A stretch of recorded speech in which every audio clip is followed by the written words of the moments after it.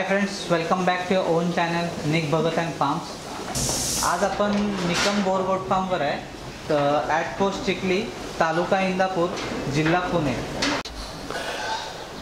समजा आपला सर कुठला मित्र विजिटला आला आहे, फार्म विजिटला, आणि त्याच वेळेस त्यांना कुठला मादी पिल्लू किंवा एक बोकड आवडला, पण त्याचं वेट 20 किलो नाही आहे, त्याचं कमी वेट आहे, तर त्याचं बुकिंग करून घेता का तुम्ही?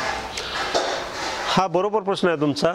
एखाद्या पिल्लाचं वजन 15-14 अशा पद्धतीचं आहे आणि एखाद्या कस्टमरला ते पिल्लू आवडलेलं असेल तर त्यांच्याकडून आपण टोकन म्हणून 1000, 2000, 4000 रुपये घेतले जातात आणि त्याचं वजन 20 किलो झाल्यानंतर जो काय रेट आपला ठरलेला असेल त्यावेळेस त्या रेटला त्याची विक्री केली जाते।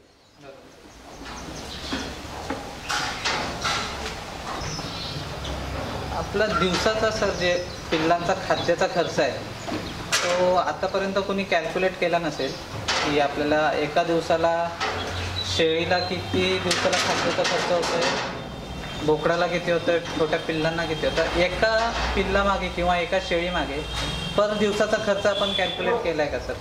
टोटली जर खर्च काढला दिवसाचा, खाद्य, खुराक, वैरण, मजुरी आणि व्यवसायाचं कर्जावरील व्याज, ह्या सर्व गोष्टींचा विचार केला तर पर हेड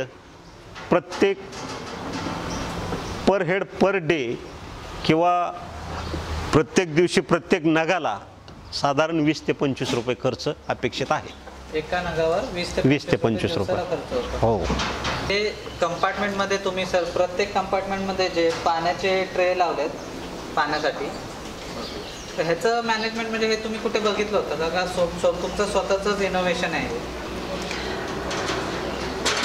पूर्वी मी जुन्या गोट्यात असताना बादलीने बकेट घ्यायची, बादली घ्यायची, पाणी भरायचं आणि प्रत्येक शेळीला असं पुढं ठेवून ठेवत जायचो।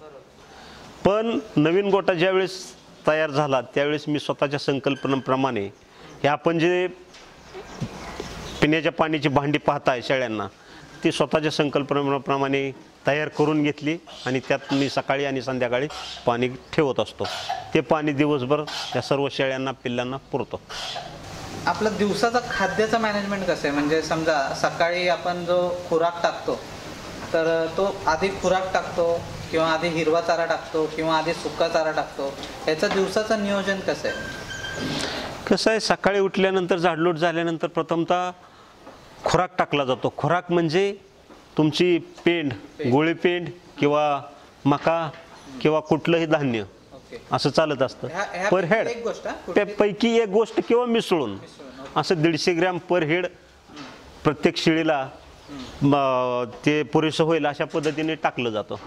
हे झालं खुराकचा पार्ट। ह्याच्यानंतर हिरवा चारा टाकला जातो आपण की सुका चारा टाकला? खुराक झाल्यानंतर सकाळी सुका चारा दिला जातो।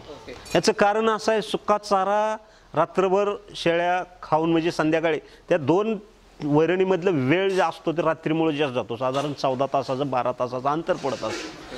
अशा वेळेस सकाळी जर सुका चारा टाकला तर भूक असते शेळ्यांना, त्या भुकेच्या तावात भरपूर तो सुका चारा खाल्ला जातो। आणि दुपारी हा जो माझ्याकडे जो मी सांगितलं तुम्हाला की मेथी घास आणि दशरथ घास पैकी एक घासाची थोडीफार वैरण दिली जाते, ते एक सप्लिमेंट म्हणून जनावरांना दिलं जातं। आणि संध्याकाळी स्वतंत्र ओली वैरणीपैकी मका, कडवळ, गिनीगोल किंवा हत्ती घास यापैकी तिन्हीपैकी एक दिलं जातं। संध्याकाळी आपण खुराक देतो सर? संध्याकाळी 150 ग्रॅम खुराक आणि सकाळी 150 ग्रॅम खुराक, असा टोटली एका शेळीला दिवसाचा 300 ग्रॅम खुराक दिला जातो। आणि संध्याकाळी सुका चारा देतो सर आपण? संध्याकाळी शक्यतो सुका चारा नाही, संध्याकाळी ओली वैरण दिली जाते।